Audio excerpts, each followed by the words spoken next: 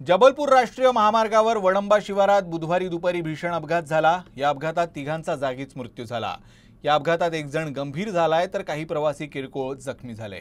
जबलपूरकडून नागपूरच्या दिशेने जाणारी ट्रॅव्हल्स आणि जबलपूरच्या दिशेने येणाऱ्या कारमध्ये आमोरासमोर धडक झाली। दुचाकीला वाचवण्याच्या प्रयत्नात कार चालकाचं नियंत्रण सुटल्याने कार विरुद्ध दिशेच्या लेनमध्ये गेली आणि थेट ट्रॅव्हल्सला धडकली। या अपघातात कारमधील तिघांचा घटनास्थळीच मृत्यू झाला।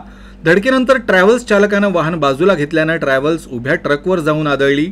या दुर्घटनेत कारचा अक्षरशः चुराडा झाला। घटनेची माहिती मिळताच देवलापार पोलीस तसंच ओरिएंटल टोल प्लाझाच्या कर्मचाऱ्यांनी तातडीने घटनास्थळ गाठलं। त्यांनी अपघातग्रस्त वाहन बाजूला करून महामार्ग वाहतूक सुरळीत केली। मृतदेह ग्रामीण रुग्णालय देवलापार इथं हलवण्यात आले तर गंभीर जखमीला पुढील उपचारासाठी नागपूरला हलवण्यात आलं। दरम्यान ट्रॅव्हल्समधील काही प्रवाशांना किरकोळ दुखापती झाल्या, त्यांच्यावर प्राथमिक रुग्णालयात उपचार करण्यात आले। या अपघातामुळे परिसरात काही काळ वाहतूक विस्कळीत झाली होती।